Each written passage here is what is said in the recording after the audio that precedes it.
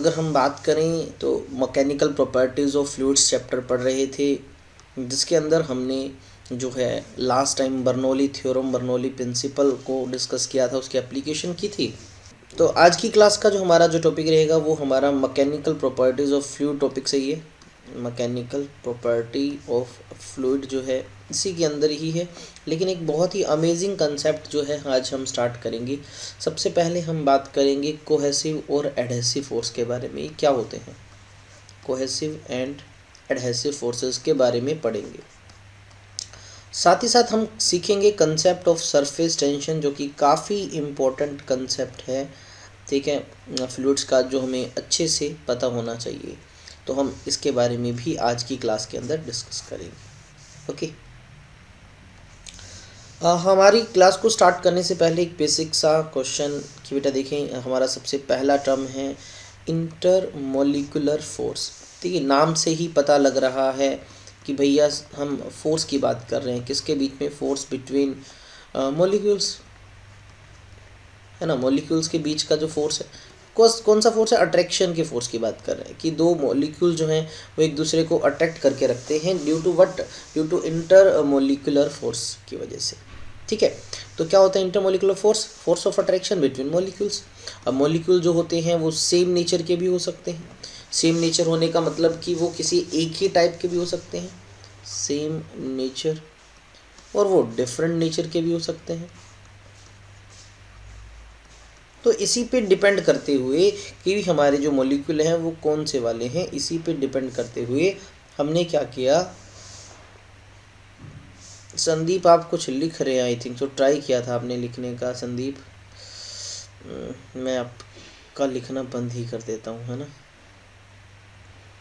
Okay, तो हमने intermolecular forces को दो कैटेगरी में डिवाइड कर रखा है। एक है कोहेसिव फोर्स और दूसरा है एडहेसिव फोर्स।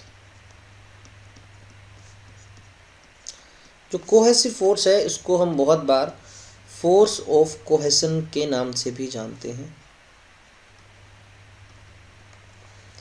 और same as it is adhesive force को हम फोर्स ऑफ एडहेसन के नाम से भी जानते हैं। बहुत ही इजी चीज़ें हैं, कोई ज़्यादा टिपिकल चीज़ें नहीं हैं, बहुत ही इजी कि आप उसको अच्छे से समझ पाएंगे इनको।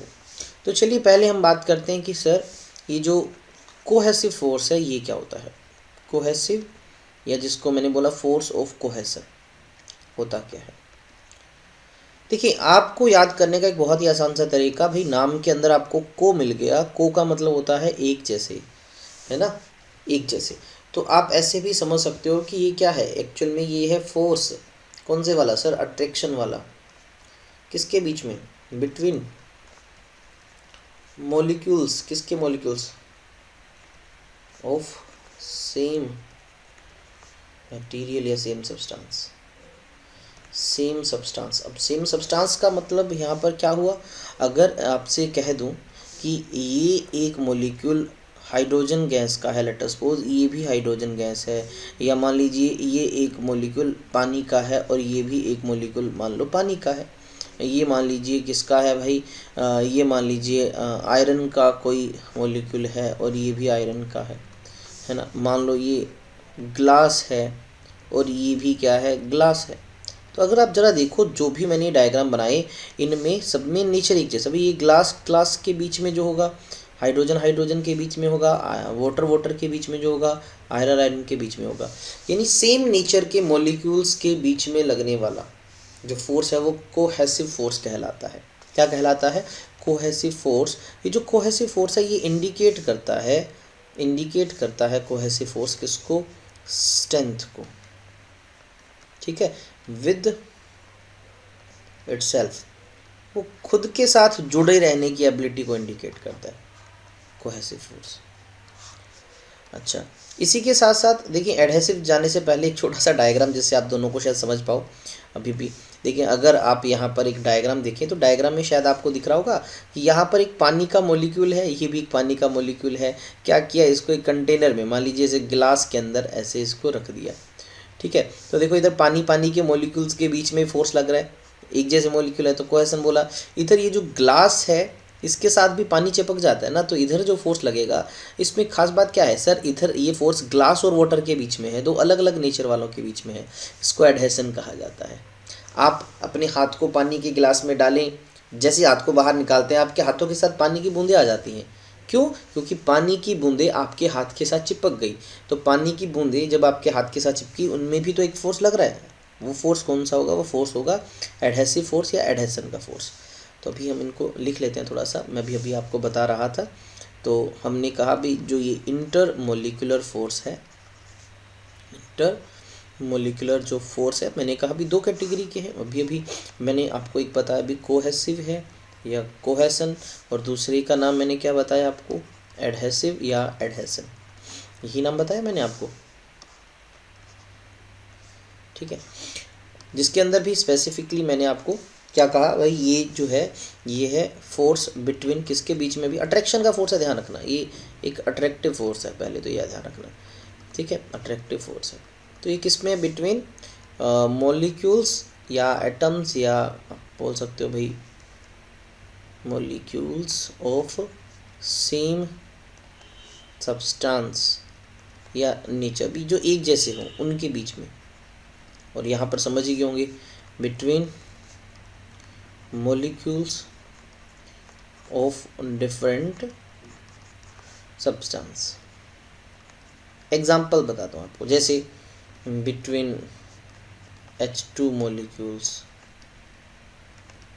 जैसे बिटवीन ग्लास एंड वाटर। भाई पानी और ग्लास में आप क्या करते हो, वाइट बोर्ड पे जब हम एक टीचर मार्कर से लिखता है तो जो इंक होती है, ठीक है, वो वाइट बोर्ड के साथ चिपक जाती है। तो इंक और वाइट बोर्ड में भी तो एक फोर्स लग रहा होगा ना, वो अलग अलग नेचर है, इंक का अलग नेचर है, वाइट बोर्ड का अलग है, तो इनमें जो है वो एडहेसिव फोर्स है, ठीक है। अच्छा, अब यहाँ पर एक दो बातें और याद रखिए आपको, कुछ केसेस में एडहेसिव फोर्स ज़्यादा होता है, कुछ केसेस में कोहेसिव फोर्स ज़्यादा होता है। जनरली हमारे चैप्टर में जो डिस्कशन रहेगा उसमें पानी का और मरकरी का बहुत ज़्यादा मतलब एग्जाम्पल आप पढ़ोगे। तो मैं आपको बता दूं थोड़ा सा इनके बारे में, ठीक है। तो सबसे पहले मैं आपको वाटर के बारे में बताता हूँ, पानी जो है, ठीक है, और दूसरा हम बात करेंगे मरकरी की, क्योंकि सबसे ज़्यादा ये कॉमन टॉपिक है इस चैप्टर का। तो मैं अगर वाटर की बात करूं, तो अगर हम कोहेसिव फोर्स की बात कर रहे हैं, कोहेसिव फोर्स की बात कर रहे हैं, तो याद रखना मरकरी के केस में जो कोहेसिव फोर्स होता है वो ज़्यादा होता है एज़ कम्पेयर टू वाटर। इसका मतलब कि मरकरी के बीच का कोहेसिव फोर्स वाटर के कोहेसिव फोर्स से ज़्यादा होता है।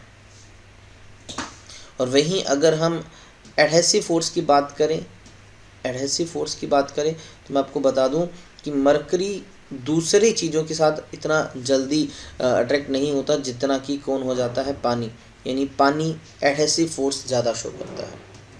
आप इसको इस एग्जांपल से समझ सकते हैं कि अगर मैं आपको कहूँ कि भाई एक कंटेनर, ये दूसरा कंटेनर, इस कंटेनर के अंदर हमने पानी ले रखा है, इस कंटेनर के अंदर हमने मरकरी ले रखी है। आपने क्या किया, एक रोड लिया, एक रोड को इसके अंदर इमर्ज किया, एक को इसके अंदर इमर्ज किया, इसको जब बाहर निकाला इस रोड को, और इस रोड को जब बाहर निकाला, आप क्या देखोगे, आप देखोगे जो रोड पानी में डुबाई थी इस पे पानी की कुछ बूंदें आ जाएंगी और ये एकदम से साफ़ होगी।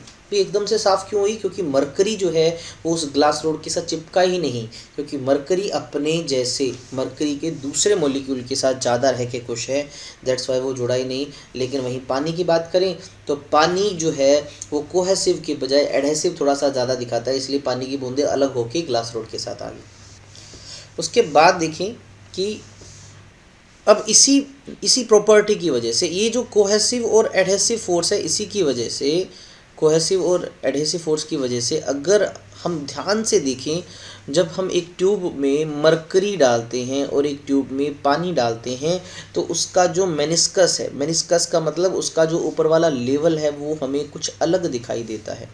अगर मैं आपको थोड़ा सा रिप्रेजेंट करके बताऊं कि अगर हमारे पास एक इस तरह से टेस्ट ट्यूब है और ये एक और टेस्ट ट्यूब है, और आपने क्या किया, एक टेस्ट ट्यूब के अंदर वाटर है, तो पानी की जब ध्यान से देखोगे तो पानी का लेवल जो है वो थोड़ा सा ऐसे कर्व मिलेगा आपको, प्लेन नहीं मिलेगा।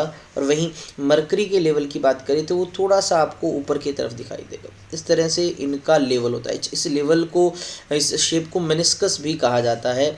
तो हम बोल सकते हैं कि sir in case of water जो मेनिस्कस है वो अंदर की तरफ ऐसे है, और वहीं मरकरी के केस में ऐसा है। अब क्वेश्चन आता है कि सर ऐसा क्यों हुआ, भी प्लेन क्यों नहीं है? इसका रीज़न ये है कि भाई इसके अंदर तो है पानी और इसके अंदर है मरकरी। अब पानी और मरकरी होने से होगा क्या, जो पानी है वो अपने मॉलिक्यूल के साथ कम चिपक के खुश है, लेकिन अगर आप थोड़ा सा इस पार्ट को जूम करके देखोगे तो आपको क्या लगेगा, भाई हाँ ये जो ग्लास की वॉल है तो पानी इसके साथ रह के ज़्यादा खुश है, तो पानी के मॉलिक्यूल इसकी तरफ ज़्यादा ऐसे चिपके होंगे।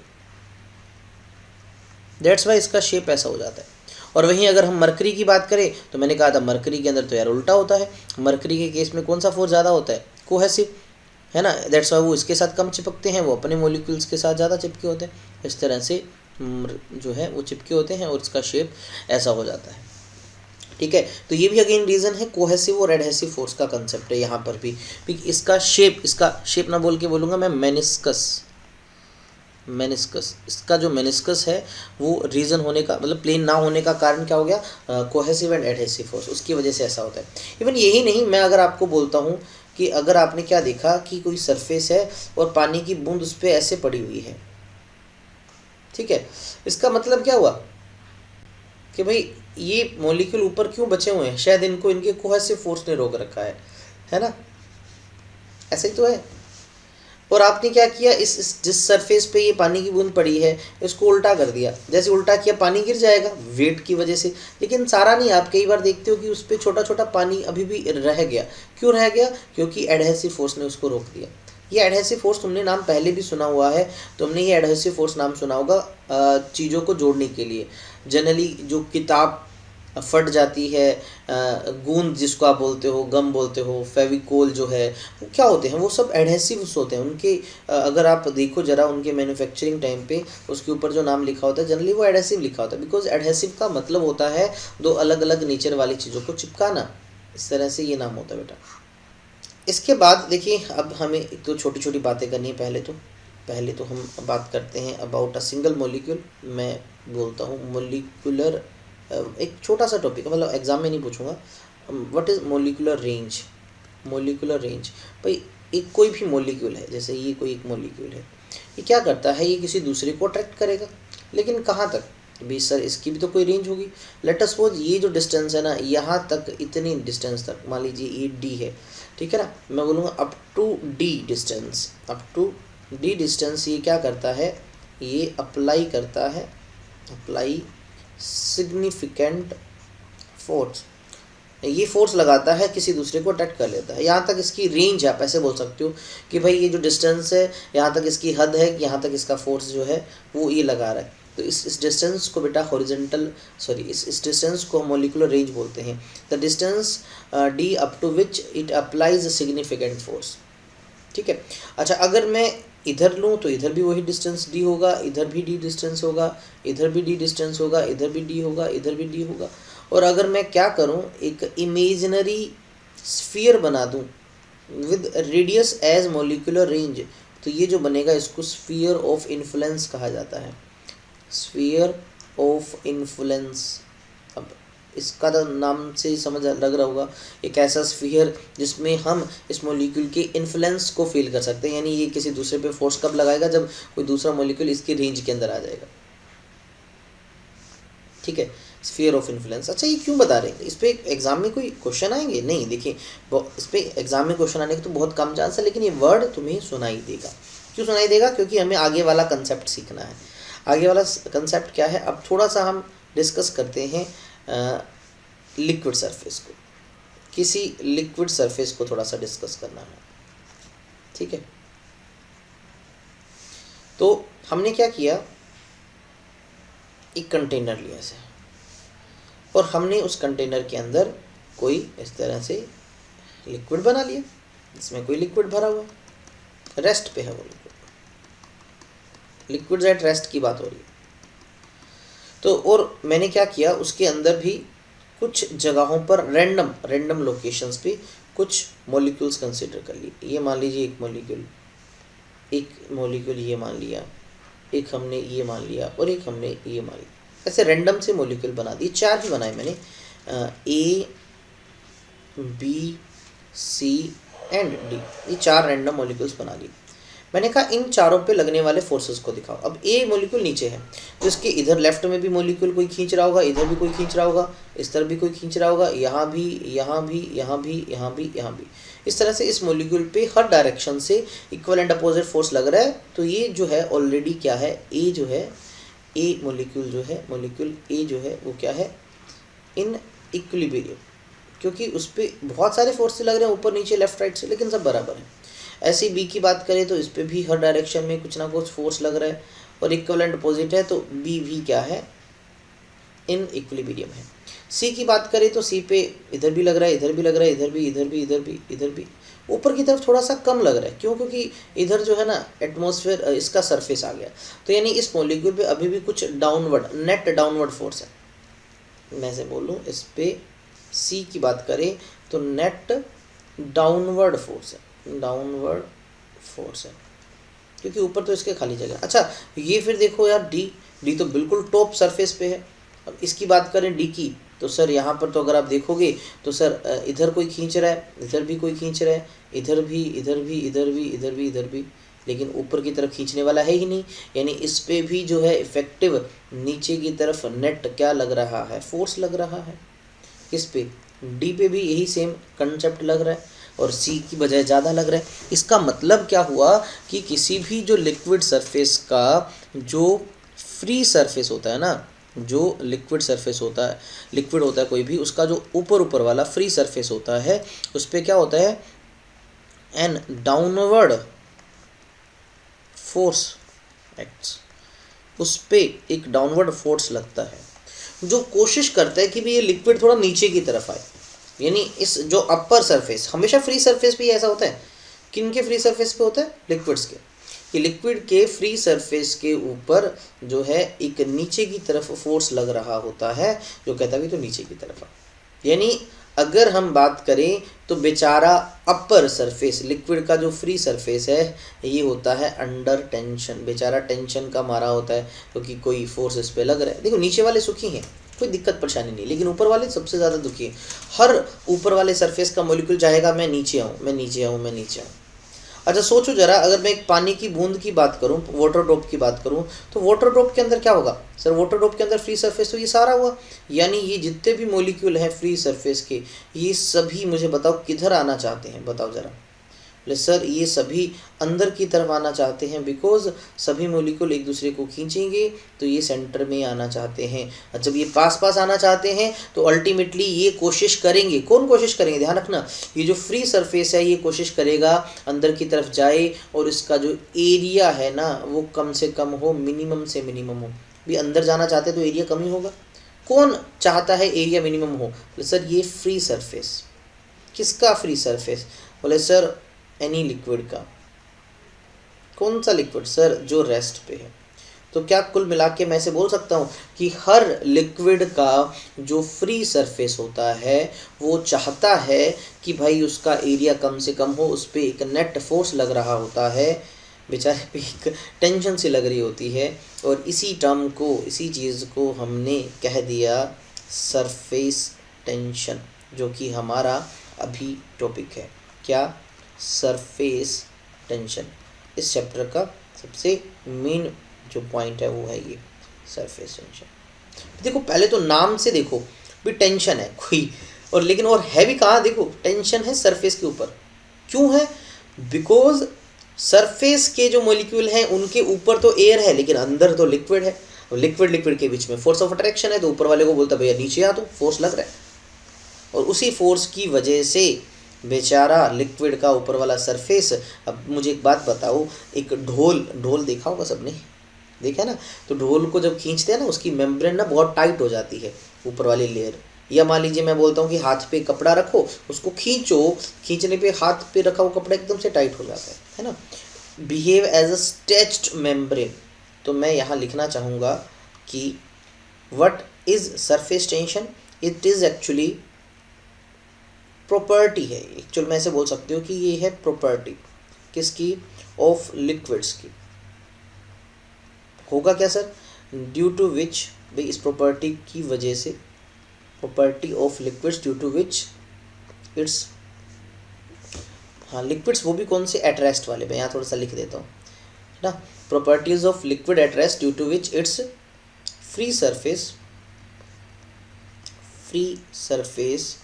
बिहेव एज, तो इस पर टेंशन लगेगा तो स्ट्रेच मेम्ब्रेन की तरह बिहेव करेगा, behave as stretched membrane and try to minimise its area. Liquid का सबसे ऊपर वाला सरफेस क्या करना चाहता है, देखो मैं यहाँ इसको रिजल्ट को लिखता हूँ। सबसे पहले भाई लिक्विड एट रेस्ट होना चाहिए, दूसरा वो बिहेव करता है, बिहेव एज स्ट्रेच्ड मेम्ब्रेन, ये खिंची हुई लेयर सा बन जाता है वो, और इसी की वजह से क्या होता है, एरिया जो है बेटा वो मिनिमम हो जाता है, मिनिमम। बस इसी प्रॉपर्टी को हमने जो ये है इसी को सरफेस टेंशन बोल देते हैं। अब एग्जांपल में अगर मैं आपको दिखाना चाहूँ, आप देखो यहाँ एक क्लिप को पानी की सरफेस पे रखा और ये डूब नहीं रही, और थोड़ा सा अगर आप ध्यान से देखिए डायग्राम को, तो ये जो पानी का अपर सरफेस है ना, ये एक मेम्ब्रेन के जैसा लग रहा है, जैसे यार एक कोई लेयर हो और ये जो पिन उस लेयर के ऊपर रखी हुई है। जरा आप ध्यान से देखो, यहाँ पर आपको ऐसा फील होगा। और सेम एज इट इज़ यहाँ पर आप देख पा रहे हो पानी की छोटी छोटी बूंदें, बहुत छोटी छोटी बूंदें बारिश के बाद जनरली आपने ट्रीज वगैरह पे देखी होगी, लीव्स के ऊपर। तो देखो यार एकदम ऐसे गोल गोल एकदम एग्जैक्ट स्फीयर बना हुआ है। देखो नेचर की कितनी अच्छी एक ब्यूटी होती है कि एकदम से स्फीयर बना हुआ है। स्फीयर बनने के साथ साथ ये जो सबसे ऊपर वाली लेयर है ना, ये जो मैं बना रहा हूँ, ये एक स्ट्रेच्ड मेम्ब्रेन की तरह है, क्योंकि हर मॉलिक्यूल अंदर जाना चाहता है। हर मॉलिक्यूल जब अंदर जाना चाहता है तो भैया ऊपर वाली लेयर तो खींची चली जाएगी ना।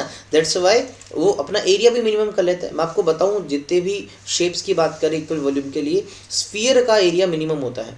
जो स्फीयर होता है ना, sphere have minimum area. That's why ये जो ड्रॉप्स है ना, ये किसका शेप लेती है, स्फीयर का रहती है। अगर मान लीजिए रेक्टेंगल का एरिया मिनिमम होता है ना, तो ड्रॉप्स हमें गोल कभी ना दिखाई देती, वो ऐसे आपको ऑटोमेटिक स्फीयर की फॉर्म में दिखाई देती। तो मैं बता दूं, जनरली नेचर के अंदर जब भी किसी लिक्विड को गिराया जाता है जिसका अच्छा खासा वेट ना हो, हल्का हो, तो वो जनरली स्फीयर शेप ही लेता है। Reason due to surface tension. आपसे पूछ ले, क्वेश्चन बन गया कि वाई जो वाटर ड्रॉप्स हैं या रेन ड्रॉप्स जो हैं वो स्फेरिकल इन साइज है, तो आपका आंसर क्या आना चाहिए, due to surface tension. Due to surface tension की वजह से ऐसा होता है। बहुत सारे एग्जाम्पल अभी लिखवाऊंगा, जस्ट थोड़ा सा मैथमेटिकल इसको समझते हैं कि सर कैसे पता लगाएं कि इसका फॉर्मूला क्या है। एक्चुअल में मैथमेटिकली इसको डिफाइन कैसे किया जाता है। ये अपर व्यू भी दिखाऊंगा अभी।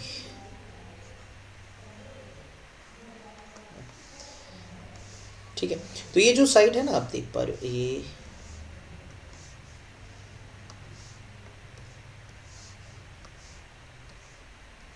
ये जो हिस्सा जो आप देख पा रहे हो बेटा, ये वाला, ये सारा ये है। ठीक है, मतलब जब आप इसको एकदम से टॉप व्यू देखते हो, ये टॉप व्यू है, टॉप व्यू, और ये आप देख पा रहे हो, ये साइड व्यू से देख रहे हो। ठीक है, एक गिलास में पानी है, आप ऊपर से जब झांकोगे ना, ऊपर से झांकोगे तो आपको ऐसे वो गोल ही तो दिखेगा, बिकॉज इसका शेप कंटेनर का गोल ही तो है। अब होगा क्या, अब मुझे एक छोटी सी बात बताएं, बहुत ही इजी सी बात है, ज़्यादा टिपिकल नहीं है। ये स्ट्रेच मेम्ब्रेन की तरह, ये जो अपर लेयर है, फ्री सरफेस है, ये स्ट्रेच मेम्ब्रेन की तरह बिहेव कब करेगा, मुझे बताओ, जब इस पर कोई ऐसे टेंजेंशियल फोर्स लगा रहा होगा, है ना, खींचेगा। भाई ऐसे समझो कि इस ग्लास पे कपड़ा रखा हुआ है, ऐसे कपड़ा रखा हुआ है, ठीक है, ये एक्स्ट्रा कपड़ा है, तो मैं बोलता हूँ कि उसके ऊपर जो रखा हुआ कपड़ा है ना एकदम से टाइट हो, तो आप क्या करोगे, सर इसको ऐसे खींचोगे, इसको ऐसे खींचोगे, या सर इस कपड़े को इधर से खींचूँ, फोर्स लगाओ, इधर से भी इस पर फोर्स लगाओ, एकदम से खींचेंगे तो एकदम स्ट्रेच मेम्ब्रेन की तरह बिहेव करेगा। तो इस स्ट्रेचनेस को निकालने के लिए हमें टेंजेंशियल फोर्स की रिक्वायरमेंट है। तो अपर व्यू से दिखाऊं तो मैंने क्या किया, एक इमेजिनरी लाइन बना दी, एल लेंथ की। तो भाई इधर पे इस पे टेंजेंशियली फोर्स लग रहा है, या इधर दिखा दूँ, दोनों तरफ से लग रहा है, तो इसी फोर्स की वजह से तो भाई ये स्ट्रेच मेम्ब्रेन की तरह बिहेव कर रहा है। तो मैथमेटिकली जो सरफेस टेंशन होती है एक्चुअल में, जो सरफेस टेंशन होती है वो एक्चुअल में क्या होता है, tangentially force, tangentially acting force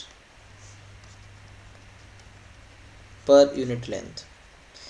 her unit length पे लगने वाला टेंजेंट फोर्स ही सरफेस टेंशन को कैलकुलेट करने के काम आता है। सिंपली लिख सकते हो force per unit length, force per unit length, ठीक है। पर यूनिट लेंथ लगने वाला फोर्स उसको सरफेस टेंशन कहा जाता है। तो एस से अगर मैं लिखूँ सरफेस टेंशन को, कुछ किताब में टी से भी लिखा होता है, किसके बराबर है, ये है फोर्स, कौन सा ध्यान रखना, जो टेंजेंशियली लग रहा है, टेंजेंशियली, ठीक है ना, अलोंग सरफेस या ऑन सरफेस ऐसे लिख सकता हूँ, डिवाइड बाय जो हमने लेंथ ली है, ये इसका फॉर्मूला हो गया। अच्छा, इसी से यूनिट भी बनाना चाहें, वैसे तो आपने टेंशन नाम पहले सुना होगा, वो एक्चुअल में फोर्स के लिए यूज़ किया जाता था, स्ट्रिंग्स के अंदर होता था, लेकिन ये फोर्स नहीं है, ये फोर्स पर यूनिट लेंथ है। तो यूनिट बनाना हो फोर्स का न्यूटन, लेंथ का मीटर, तो भाई सिंपल बन गया न्यूटन पर मीटर। अच्छा, इसका CGS यूनिट बनाना हो, CGS में तो डाइन पर सेंटीमीटर हो गया। डायमेंशन फॉर्मूला बनाना हो इसका, क्या होगा बताओ ज़रा डायमेंशन फॉर्मूला, फोर्स का m1 L1 T-2 divide by length L1 है तो 0 हो जाएगा ना L, तो m1 L0 T-2। सो इस तरह से ये डायमेंशन फॉर्मूला आ गया किसका, सरफेस टेंशन का, ठीक है। अच्छा, अब सरफेस टेंशन के बारे में हमें जो पता लगा, हमें पता लगा भी सरफेस टेंशन होती क्या है, तो ठीक है, किसी भी लिक्विड या लिक्विड के लिए होती है, मैं ध्यान रखूँ कि एक इम्पॉर्टेंट प्रॉपर्टी लिख देता हूँ, प्रॉपर्टी ऑफ है भी, ये प्रॉपर्टी है ऑफ ओनली लिक्विड्स की। सॉलिड्स में आपको कोई सरफेस टेंशन नाम का फिनोमेना नहीं मिलेगा, ना ही आपको गैसेस में मिलेगा, ये सिर्फ और सिर्फ लिक्विड्स की प्रॉपर्टीज होती है, लिक्विड्स की प्रॉपर्टी होती है। कौन से वाली प्रॉपर्टी, सरफेस टेंशन वाली प्रॉपर्टी, तो ये लिक्विड्स की प्रॉपर्टी होती है। दूसरा, ये प्रॉपर्टी वेरी करती है, वेरी सब्सटेंस टू सब्सटेंस, ऐसा नहीं कि सभी सब्सटेंस की सरफेस टेंशन एक जितनी होती है, नहीं, अलग अलग होती है, किसी की कम होती है, किसी की ज़्यादा होती है। अच्छा, कितनी किसकी होती है नहीं याद करने की ज़रूरत नहीं है, हाँ इतना ज़रूर है कि जो सरफेस टेंशन है ये डिपेंड करता है, डिपेंड्स अपॉन टेम्परेचर, पहला टेम्परेचर पे डिपेंड करता है, दूसरा नेचर ऑफ मटेरियल पे, भी आपने मटेरियल ना लिख के नेचर ऑफ लिक्विड लिख दूँ, और तीसरा वो डिपेंड करता है इम्प्योरिटी पे भी, कि भी उस लिक्विड में क्या कोई इम्प्योरिटी है या नहीं है। इसको बहुत अच्छे से डिस्कस करना है, उससे पहले डिस्कस करने से पहले हम एग्जांपल्स की बात करते हैं, ठीक है, कि जो सरफेस टेंशन है इसकी वजह से ही जो फ्री सरफेस होता है लिक्विड का सबसे ऊपर वाला, वो चाहता है कि उसका एरिया मिनिमम हो, और एरिया मिनिमम करने के चक्कर में वो बिहेव करने लग जाता है किसके जैसा, बिहेव एज स्ट्रेच्ड मेम्ब्रेन, और स्ट्रेच्ड मेम्ब्रेन बनते ही कईयों को फ़ायदा हो जाता है, किसको फ़ायदा हो जाता है, इंसेक्ट्स को, बहुत छोटे छोटे इंसेक्ट्स को, वेरी स्मॉल ऑब्जेक्ट्स, जैसे कि आपने वो थोड़ी देर पहले एक पिन देखा था, कि ये लिक्विड का सरफेस होता है, आपने देखा होगा बहुत बार कि कुछ इंसेक्ट जो है उसके ऊपर बैठे होते हैं, वो गिरते नहीं हैं, बहुत छोटे छोटे पानी के ऊपर बैठे होते हैं और गिरते भी नहीं हैं। ऐसा क्यों होता है, अगर आप इस डायग्राम को देखें तो इस डायग्राम में आप देख पा रहे हो कि ये जो नीचे है ना, ये पानी है, वाटर सरफेस है, लेकिन ये क्या, इस पानी के सरफेस में ये जो मच्छर है इतने आराम से ऐसे मतलब फ्लोट कर रहे हैं, और अगर आप उसके यहाँ पर पैरों को जरा ध्यान से देखो तो ऐसा लग ही नहीं रहा कि यार वो तो पानी के अंदर है, ऐसा लग रहा है यार किसी लेयर के ऊपर खड़ा है, गद्देदार लेयर है और यहाँ से थोड़ी सी दब गई है ना, ऐसा हो रहा है ना, लेकिन ये नीचे पानी है और ये पानी की एक लेयर बन चुकी है। ये क्यों बन चुकी है सर, ये बनी हुई है due to what, due to surface tension, इस सरफेस टेंशन नाम का जो फिनोमिना है उसकी वजह से ही ऐसा हो पा रहा है कि आउटर इसकी जो लेयर है ये स्ट्रेच मेम्ब्रेन की तरह बिहेव कर रही है।